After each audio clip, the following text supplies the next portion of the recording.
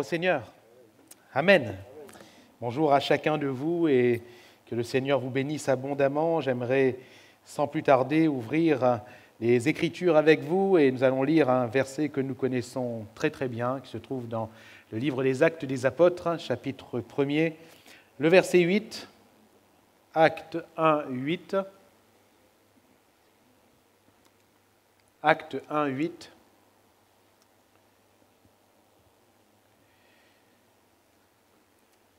Voilà ce que déclare Jésus à ses disciples avant de monter au ciel.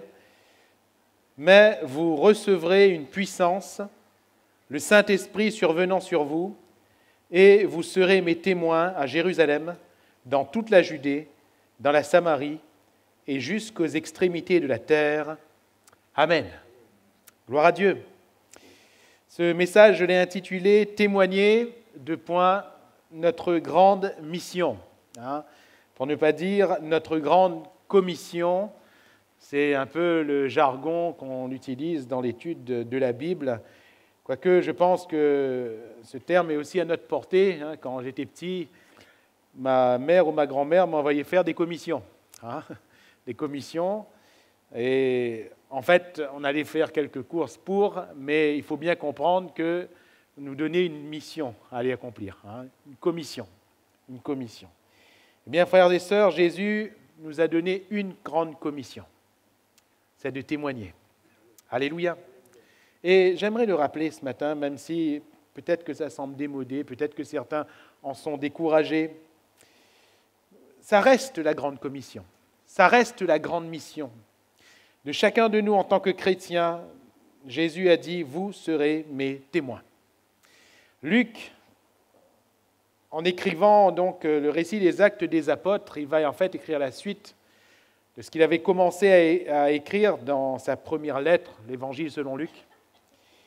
Et voyez-vous, ça fait très bien le lien entre la fin du ministère terrestre de Christ et le début du ministère de l'Église, de ses premiers disciples, de ses premiers apôtres.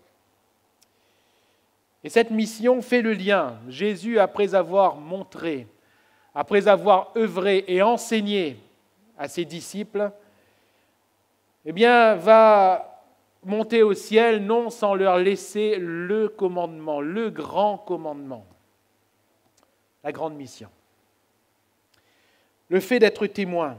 Et le lien se fait, on retrouve cette pensée à la conclusion de chaque évangile, pas d'un seul, mais de chaque évangile. Matthieu 28, 18 à 20, Jésus s'étant approché leur parla ainsi, « Tout pouvoir m'a été donné dans le ciel et sur la terre. » Et il va dire, « Allez, faites de toutes les nations des disciples, les baptisant au nom du Père, du Fils et du Saint-Esprit, et enseignez-leur à observer tout ce que je vous ai prescrit.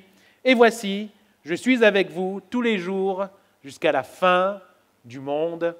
Amen. » Le Seigneur promet d'être avec nous, mais si nous accomplissons la mission. Pas seulement si nous vivons notre petite vie chrétienne, pardonnez-moi l'expression, je mets entre guillemets, notre petite vie chrétienne tranquille et confortable. Non, le Seigneur a dit, si vous faites mon œuvre, je serai avec vous. Alléluia. C'est la pensée qui est reprise également à la conclusion de Marc. Marc 16, versets 15 et 16. Puis il leur dit, allez par tout le monde et prêchez la bonne nouvelle à toute la création. Celui qui croira et qui sera baptisé sera sauvé, mais celui qui ne croira pas sera condamné. Luc, bien sûr, va reprendre cette pensée, chapitre 24, versets 46 à 49, et Jésus leur dit, ainsi il est écrit que le Christ souffrirait et qu'il ressusciterait des morts le troisième jour, et que la repentance et le pardon des péchés seraient prêchés en son nom à toutes les nations, à commencer par Jérusalem. Vous êtes témoins de ces choses. Et voici, j'enverrai sur vous ce que mon Père a promis, mais vous restez dans la ville jusqu'à ce que vous soyez revêtus de la puissance d'en haut. Et bien sûr, l'évangile de Jean, chapitre 20, versets 21 et 22, Jésus leur dit de nouveau, la paix soit avec vous. Comme le Père m'a envoyé, moi aussi, je vous envoie. Je vous envoie.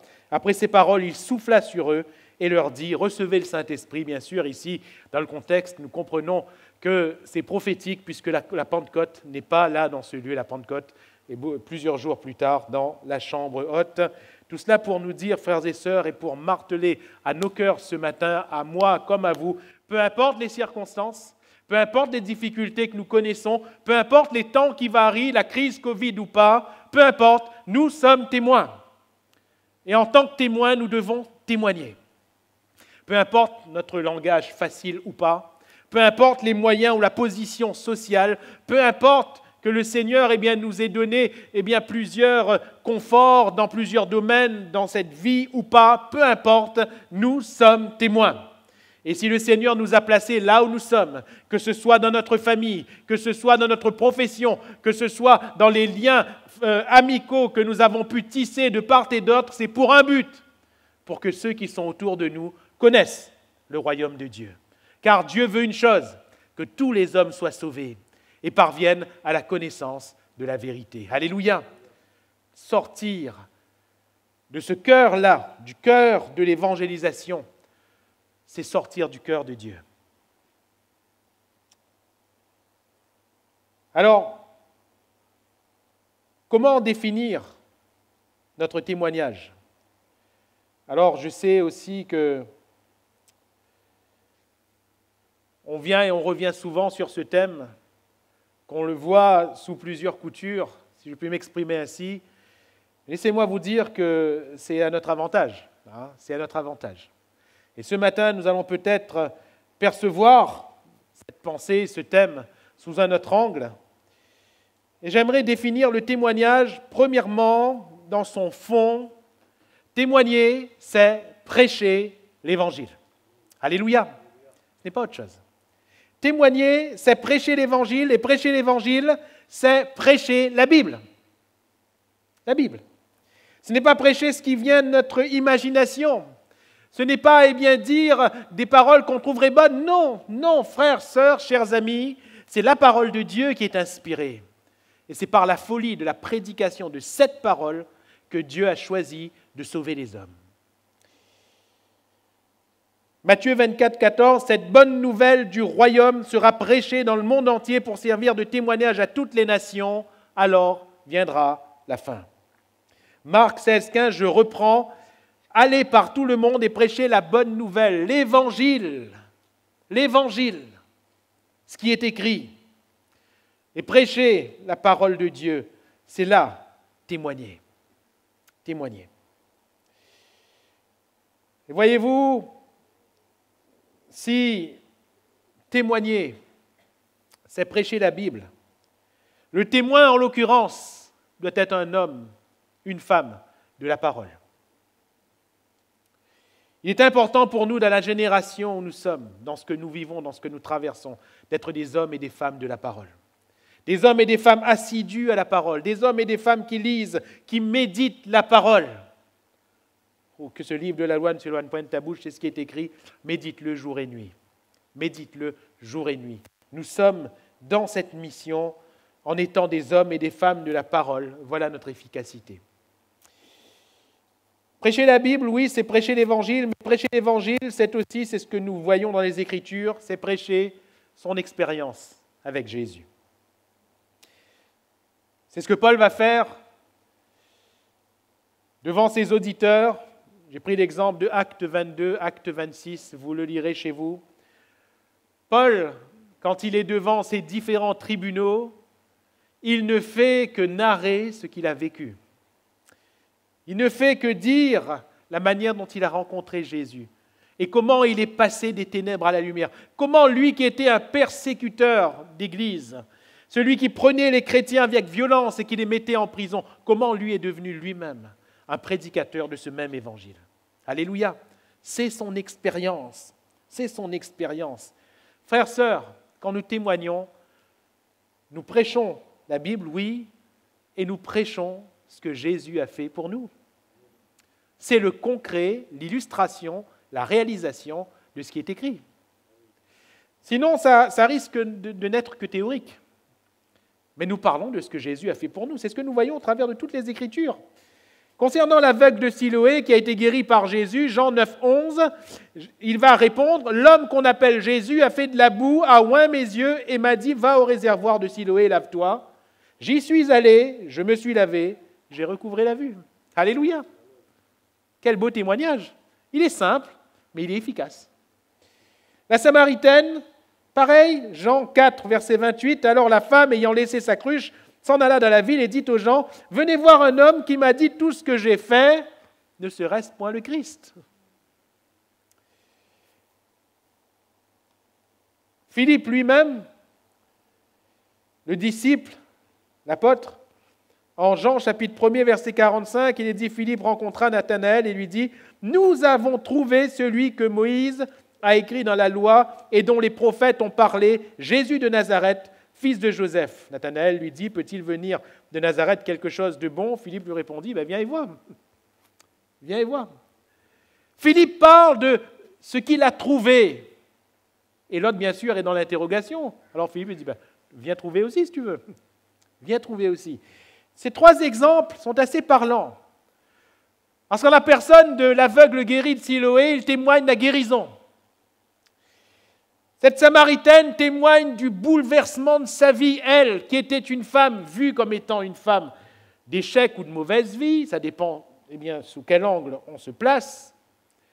Mais elle parle du changement dans sa vie. Et Philippe parle de la simplicité de celui qu'il a trouvé, le Messie. Alléluia. Ce sont trois expériences. Ce ne sont pas trois théories, ce sont trois expériences qu'ont vécues trois hommes ou femmes de chair et d'os. Mais ils parlent de la gloire de Jésus au travers de leur expérience. Vous avez vu, ce qui est au centre de leur expérience n'est pas leur personne. Ce n'est pas non plus ce qu'ils ont vécu en soi. C'est Jésus qui est au centre. Alléluia. Et c'est Jésus qui est au centre de notre témoignage.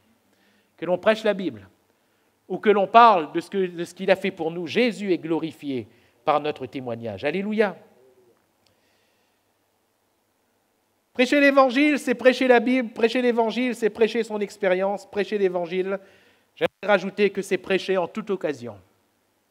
En toute occasion. C'est ce que Paul va dire à Timothée. Nous connaissons bien ce texte de Timothée 4.2. Prêche la parole, insiste en toute occasion, favorable ou non. Et vous serez d'accord avec moi que pour témoigner, il y a des occasions qui sont favorables et il y en a d'autres qui ne sont pas. Il y en a d'autres qui ne sont pas. Mais quand nous témoignons, c'est en toute occasion. Paul, à un moment donné, était découragé. Dans sa mission pour le Seigneur, il était découragé. Dans Actes 23, verset 11, il est écrit la nuit suivante, le Seigneur apparut à Paul et dit « Prends courage, car de même que tu as rendu témoignage de moi dans Jérusalem, il faut aussi que tu rendes témoignage dans Rome. Prends courage parce qu'il faut que tu témoignes. » Et j'aimerais dire que c'est la parole du Seigneur pour chacun de nous ce matin. Prends courage parce qu'il faut que tu témoignes. Alléluia. Peut-être que tu es criblé par la maladie, mais prends courage parce qu'il faut que tu témoignes. Peut-être que tu es marqué par une expérience difficile, mais prends courage parce qu'il faut que tu témoignes. Peut-être que tu es découragé parce que tu traverses en ce moment, mais prends courage parce qu'il faut que tu témoignes. Il faut que tu témoignes de moi. Il le faut.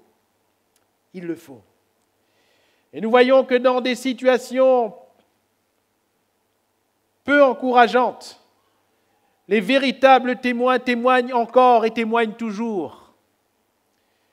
Paul, il témoigne, certes, quand il est sur la place publique et que tout va bien, entre guillemets, mais quand il est en prison. Acte 28, verset 30, Paul demeura 2 ans entiers dans une maison qu'il avait louée. Il était prisonnier avec un peu de liberté, c'est pour cela qu'on lui a permis d'être dans cette maison. Qu'est-ce qu'il faisait ? Il recevait tous ceux qui venaient le voir, prêchant le royaume de Dieu et enseignant ce qui concerne le Seigneur Jésus-Christ en toute liberté et sans obstacle. Amen. Il était prisonnier, Il était prisonnier, mais sans obstacle. En toute liberté, il témoignait. Alléluia. Que dire de la servante de Naaman, cette petite fille israélite qui avait été faite prisonnière à l'occasion d'une victoire de l'armée syrienne sur Israël. La Bible nous dit dans 2 Rois, chapitre 5, verset 2, « Or les Syriens étaient sortis par troupes Et ils avaient emmené captive une petite fille du pays d'Israël qui était au service de la femme de Naaman. Et elle dit à sa maîtresse, « Oh, si mon Seigneur était auprès du prophète qui est à Samarie, le prophète le guérirait de sa lèpre. » Rendez-vous compte, elle avait toutes les excuses valables pour ne pas témoigner. Ce n'est qu'une enfant. Ce n'est qu'une enfant. Jérémie va dire ça aussi comme argument. Je ne suis qu'un enfant. Ce n'est qu'une enfant. Deuxièmement, elle est extraite de sa famille. Troisièmement, elle est esclave, prisonnière, esclave. Elle avait toutes les raisons pour dire « Comment est-ce que je vais faire pour témoigner dans ma situation, dans ma condition ?» Mes frères et sœurs, chers amis, peut-être que dans son cœur d'enfant, elle a compris pourquoi le Seigneur avait permis qu'elle soit enlevée de sa famille, qu'elle soit prisonnière, qu'elle soit esclave, qu'elle soit dans cette situation difficile. Comme Paul et Silas avaient compris pourquoi elles avaient été mises en prison. Un geôlier attendait là pour être sauvé. Alléluia. Il fallait qu'il témoigne. Et cette fille, cette fillette, dans la famille où elle a été emmenée comme prisonnière, j'allais presque dire dans la maison même de son bourreau, elle va témoigner. Alléluia. Elle va témoigner. Frères, sœurs, j'aimerais nous dire ce matin qu'on n'a aucune excuse valable pour retenir ce que le Seigneur nous a donné. Aucune excuse valable pour ne pas témoigner. Frères, sœurs, nous devons témoigner. Si cette fillette, dans sa situation, a pu témoigner, si Paul, dans sa prison, a pu témoigner, frères, sœurs, regardez de la liberté dont on jouit. Regardez de tout le confort qu'on a socialement. Regardez de tout ce dont on jouit. Quelle excuse on a? Quelle excuse on a? Témoigner, c'est prêcher l'Évangile. Témoigner, à mon sens, c'est aussi vivre l'Évangile. Vivre l'Évangile. C'est ce qui manque trop souvent. On parle beaucoup d'eux, mais est-ce qu'on vit? Est-ce qu'on vit ce que l'on dit? Jésus a bien dit, vous serez mes témoins, et j'aime à le rappeler à ce pupitre. Jésus n'a pas dit, vous ferez des témoins, vous jouerez aux témoins. Jésus a dit, vous serez mes témoins. Alléluia. On prêche ce qu'on est. On dit ce qu'on est. Comment vivre l'Évangile? Comment être témoin? C'est quoi vivre l'Évangile? C'est quoi être témoin? Eh bien, j'aimerais dire que être témoin du Seigneur, c'est premièrement aimer le Seigneur et son prochain. L'amour doit motiver nos cœurs dans l'évangélisation. Nous n'avons peut-être pas de grandes phrases, nous n'avons peut-être pas de grandes stratégies, de grandes techniques pour témoigner, mais si nous aimons, le Seigneur peut faire quelque chose avec nous. L'amour du Seigneur dans nos cœurs, pour les hommes et pour les femmes, sera un moteur pour l'évangélisation. Ça a été le moteur du Christ même. Cette expression revient tellement souvent concernant Jésus. Il fut ému de compassion.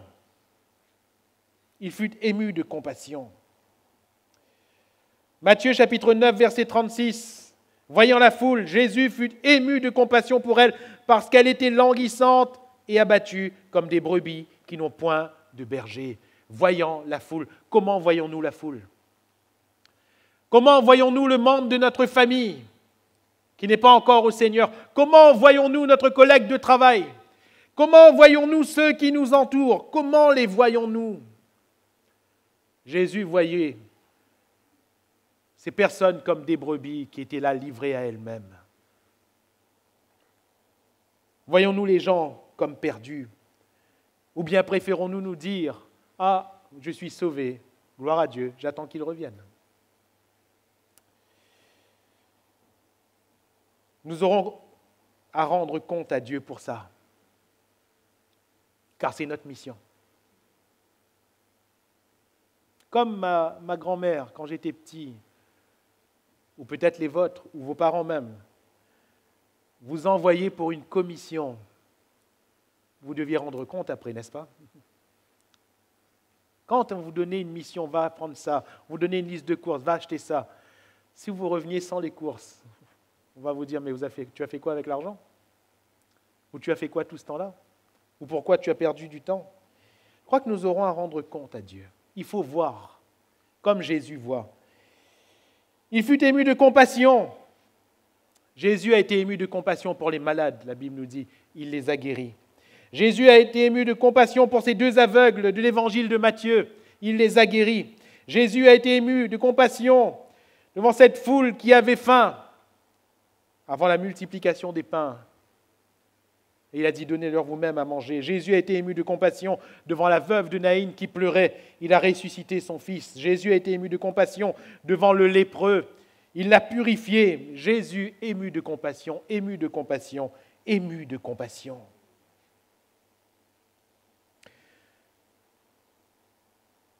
Ce n'est que le reflet de l'amour du Père que l'on retrouve dans cette histoire du Fils prodigue. Ce père qui, chaque jour, venait et regardait pour voir si son fils revenait. Son fils qu'il avait perdu, son fils qui pour lui était comme mort. Ce père sortait de chez lui chaque jour pour voir, parce qu'il attendait le retour de son fils. Pourquoi il faisait ça? La Bible nous dit, verset 20 chapitre 15 de l'évangile de Luc, ce fils prodigue se leva, alla vers son père, comme il était encore loin, son père le vit et fut ému de compassion. Il courut se jeter à son cou et il le baisa. Alléluia! C'est le père qui se jette au cou du fils, parce qu'il y a l'amour, la compassion dans le cœur de ce père. Ce Samaritain, dont nous connaissons la parabole, le texte nous dit dans Luc 10, 33, qu'il était lui aussi ému de compassion. Ému de compassion, ça signifie rempli au plus haut point, rempli jusqu'à déborder de compassion. Frères, sœurs, où est notre compassion? Avons-nous ce cœur-là? Où est notre compassion pour ceux qui périssent? Où est notre compassion pour ceux qui nous entourent? Paul va parler de cette compassion pour sa propre nation. Et il va dire, Romains chapitre 9, verset 1er, je dis la vérité en Christ, je ne mens point, ma conscience m'en rend témoignage par le Saint-Esprit. J'éprouve une grande tristesse et j'ai dans le cœur un chagrin continuel. Car je voudrais moi-même être anathème et séparé de Christ pour mes frères, mes parents selon la chair, vous vous rendez compte? Ajoutez à cela Romains 10, verset 1er, frères, le vœu de mon cœur et ma prière à Dieu pour eux, c'est qu'ils soient sauvés. Alléluia. Regardez le cœur de cet homme. Il préférait lui-même ne pas entrer pour permettre à son peuple entier d'entrer. L'amour de Jésus a fait qu'il a préféré lui-même mourir pour que vous et moi, nous ne mourions pas. Avons-nous ce cœur? Parce que le témoignage est avant tout une affaire de cœur. Si notre cœur n'est pas pris, laissez-moi vous dire que le témoignage mécanique ne fonctionne pas. Ça ne fonctionne pas. Le Seigneur veut travailler à partir d'un cœur. Alléluia. Ce que nous voulons dire, Seigneur, c'est mon cœur. Prends-le. Alléluia. Prends-le. Sers-toi de moi. Vivre l'Évangile, c'est être témoin. Et être témoin, c'est premièrement aimer le Seigneur et son prochain. Être témoin, c'est aussi avoir une conduite sainte et équilibrée. Conduite sainte et équilibrée. 1 Pierre, chapitre 1er, verset 15. Mais puisque celui qui vous a appelé à être saint, mais puisque celui qui vous a appelé est saint, vous aussi soyez saints dans toute votre conduite. Alléluia. Soyez saints où? Dans votre conduite. Ne soyez pas saints seulement dans votre pensée, ne soyez pas saints seulement dans vos chants, ne soyez pas saints seulement dans vos prières. Soyez saints dans votre conduite. Et la conduite, c'est ce que nous sommes au quotidien devant les autres, n'est-ce pas? La conduite, c'est ce que nous sommes au quotidien. Eh bien, le Seigneur nous appelle à être saints dans notre conduite. Dans notre conduite, à ne pas toucher ce qui est impur, à ne pas dire ce qui est impur, à ne pas faire ce qui est impur. 1 Pierre chapitre 2, verset 12, « Ayez au milieu des païens une bonne conduite, afin que, là même où ils vous calomnient, comme si vous étiez des malfaiteurs, et croyez-moi, ils ne nous feront pas de cadeaux, ils remarquent vos bonnes œuvres et glorifient Dieu au jour où il les visitera. » Alléluia. Ça veut dire quoi ce passage concrètement? Ça veut dire qu'au milieu des païens, notre conduite doit être sainte, pure, pure. Sur le coup, qu'est-ce qui va se passer? On va se prendre des railleries, on va se prendre des insultes, on va être rejeté, on ne sera pas bien accepté par ces cercles-là. Quand ils vont parler de choses impures, ils ne vont pas nous inclure parce qu'ils vont savoir que ça ne nous intéresse pas, n'est-ce pas?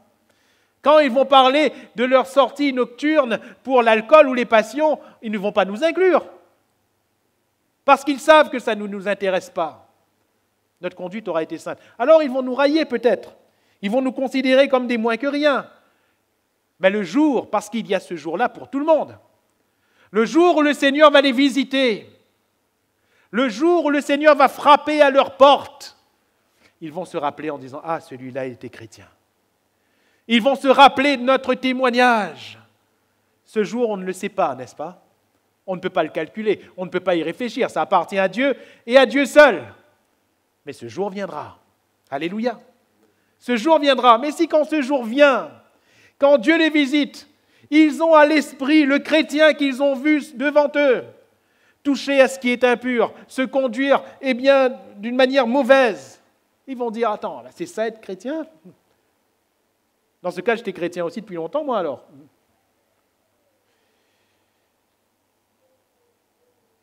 La conduite sainte, même concernant les femmes qui ont un mari inconverti ou vice-versa, Pierre va dire dans sa première épître, chapitre 3, verset 1er, « Femmes, soyez de même soumises à vos maris, afin que, si quelques-uns n'obéissent point à la parole, ils soient gagnés sans parole par la conduite de leurs femmes. » Alléluia.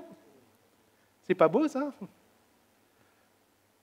Pierre est en train de dire qu'il y a certaines circonstances dans lesquelles la conduite va être un support suffisant.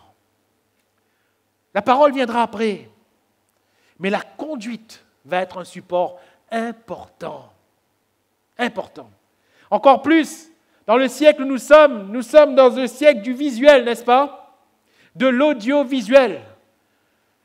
Les gens, avant d'écouter ce qu'on va dire, ils vont nous regarder. Faites-moi confiance, ils vont nous regarder. Et si notre témoignage n'est pas avant tout un témoignage de conduite, laissez-moi vous dire que pour le reste, ça va être très difficile. Par contre, si nous n'avons pas eu l'occasion de dire, de témoigner, mais si nous nous sommes conduits, ils vont toujours s'en rappeler et se dire « Ah, celui-là, finalement, c'était un bon chrétien. » Alléluia. Au jour où le Seigneur les visitera. Je poursuis. Vivre l'Évangile, c'est être des hommes et des femmes de contact. Alléluia. Des hommes et des femmes de contact. Jésus a fait de nous des hommes et des femmes de contact. Ça ne veut pas dire qu'on a des centaines, voire des milliers d'amis. Ça ne veut pas forcément dire ça. Quelqu'un peut-être va dire, mais frère, moi je suis plutôt réservé, qu'est-ce que vous êtes en train de dire? Non, il ne s'agit pas du fait d'être extraverti ou introverti. Non, ce n'est pas ça. C'est pas ça. Mais nous sommes des hommes et des femmes qui cherchent et favorisent le contact pour le témoignage. Jésus a dit dans Jean chapitre 17, verset 16, « Ils ne sont pas du monde, comme moi je ne suis pas du monde. » Chapitre 17, verset 16. Verset 18, « Comme tu m'as envoyé dans le monde, je les ai aussi envoyés dans le monde. » Ils ne sont plus du monde. Ils ne sont pas du monde parce que nous sommes nés de Dieu. Mais nous ne vivons pas coupés du monde parce que nous sommes dans le monde. Et nous sommes envoyés vers ce monde-là afin que plusieurs soient gagnés. Il nous faut donc ne pas refuser le contact avec les autres afin qu'un maximum soit sauvé. Frères et sœurs, Dieu a donné à chacun la personnalité qu'il nous a donnée. Alléluia. Dieu a fait de nous ce que nous sommes. Je ne suis pas en train de dire qu'il faut travestir ou changer ce que nous sommes. Pas du tout. Pas du tout. Mais dans notre simplicité, même dans nos réserves, peut-être même dans nos intimités, le Seigneur nous donnera des occasions. Comment ? Dans des contacts. Dans des contacts. Comment cela s'est-il produit ? Eh bien, c'est ce que nous voyons à tellement de reprises dans les évangiles. Vous vous rappelez dans l'évangile de Jean, comment est-ce que le contact a permis à plusieurs de venir ? Je ne cite que cet exemple. Évangile de Jean, chapitre 1er, verset 35. Le lendemain, Jean était encore là avec 2 de ses disciples. Jean était en contact avec Jésus. Lui, il a reçu la révélation. Ce n'est pas quelqu'un qui lui a témoigné. Dieu lui a révélé. Voici l'agneau de Dieu qui ôte le péché du monde. Et comme il était avec 2 de ses disciples, 2 personnes qui étaient en contact avec lui, ayant regardé Jésus qui passait, il leur dit, regardez le témoignage de Jean, il leur dit, voilà l'agneau de Dieu. La Bible nous dit, les 2 disciples entendirent prononcer ces paroles et ils suivirent Jésus. Alléluia. C'est merveilleux. C'est simple, mais c'est merveilleux. Ensuite, parce que ça ne s'arrête pas là, un peu plus bas, verset 40, André, frère de Simon-Pierre, était l'un des 2 qui avait entendu les paroles de Jean et qui avait suivi Jésus. Ce fut lui qui rencontra le premier son frère Simon et il lui dit, « Nous avons trouvé le Messie, ce qui signifie Christ. Amen. » Nous avons trouvé le Messie. Jean leur a d'abord pointé Jésus. Ils ont suivi Jésus et ils ont dit, c'est vraiment le Messie. Il y a une expérience personnelle. Ensuite, quand il va trouver lui, André, celui avec qui il était en contact,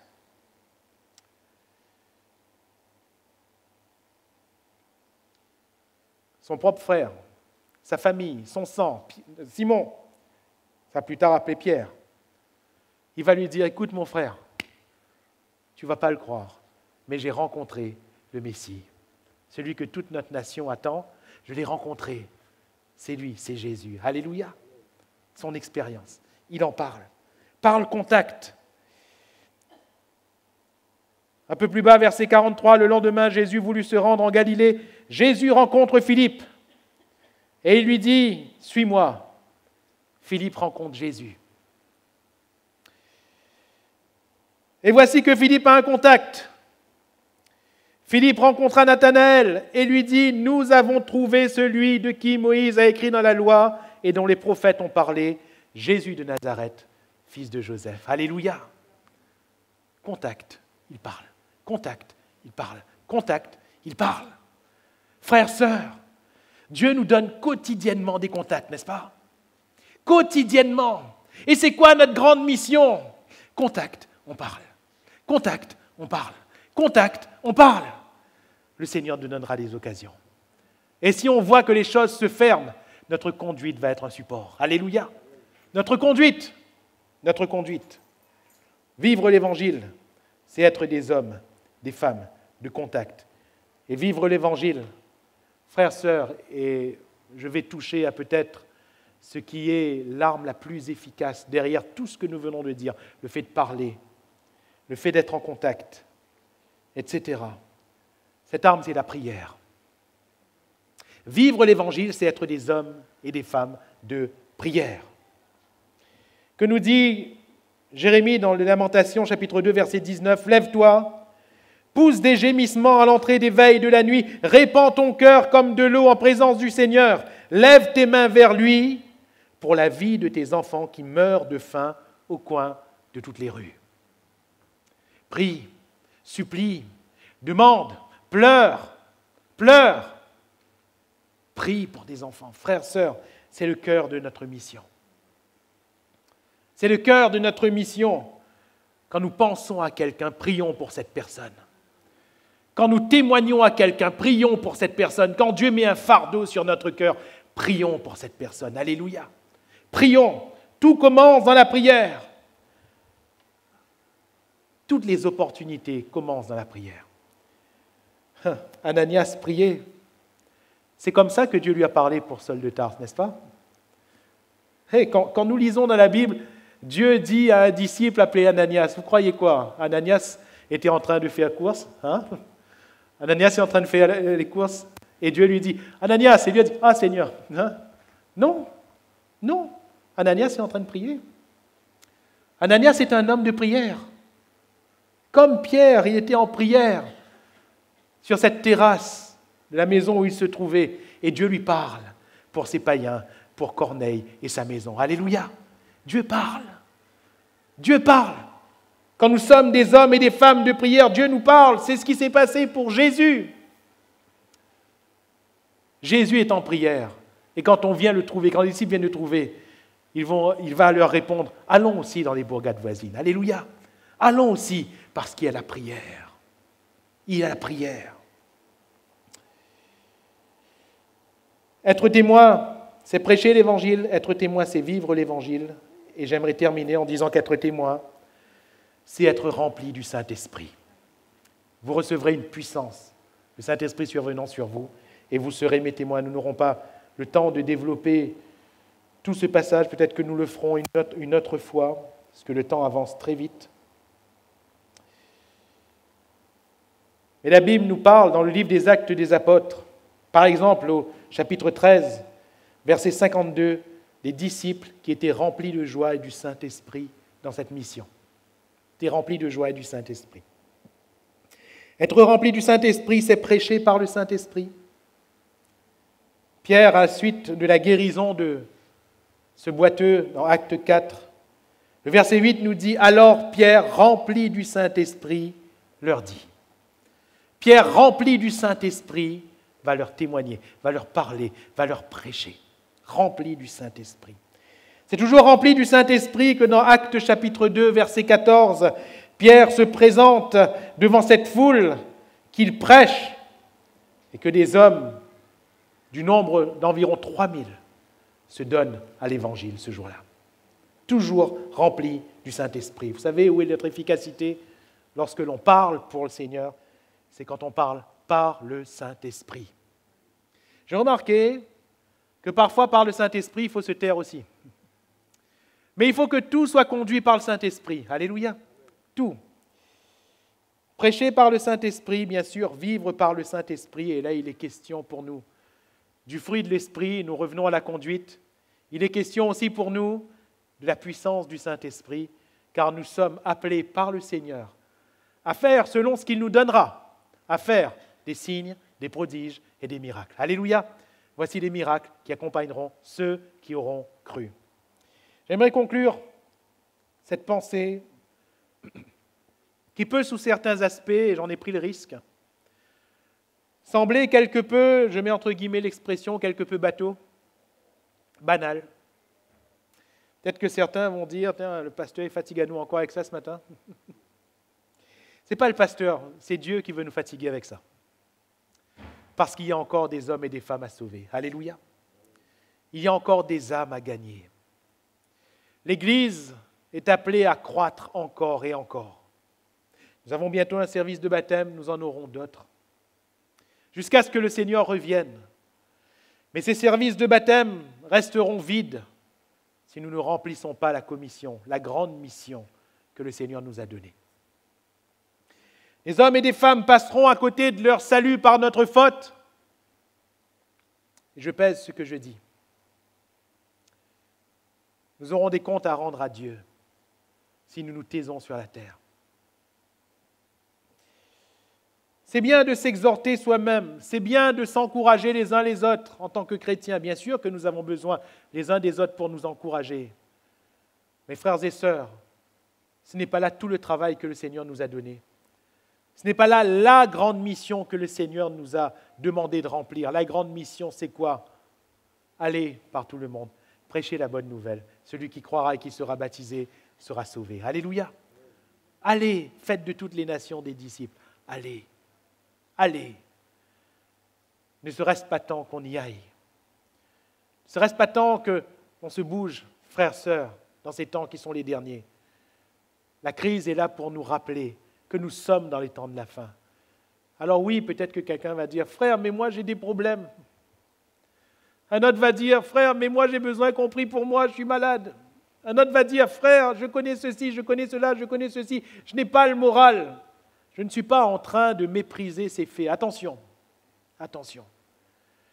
Mes frères, sœurs, notre nom est inscrit dans le livre de vie. Vous et moi, nous sommes sauvés. J'allais dire, c'est fait. Vous allez me dire, pas complètement, je suis d'accord, il y a encore de la route à parcourir. Mais au moins sur le principe, nous avons cru en Jésus et nous sommes sauvés en espérance. Pendant ce temps, il y en a beaucoup qui, autour de nous, sont en train de mourir et de se diriger vers l'enfer. Combien de morts par jour déplore notre monde? Combien de morts par jour déplore notre pays? Combien de morts par jour déplore notre île? Et parmi ces morts, combien vont en enfer? Parce qu'ils n'ont pas eu la possibilité de croire en Jésus. Et pourquoi n'ont-ils pas eu la possibilité? Parce que ceux qui étaient autour et qui connaissaient n'ont pas parlé.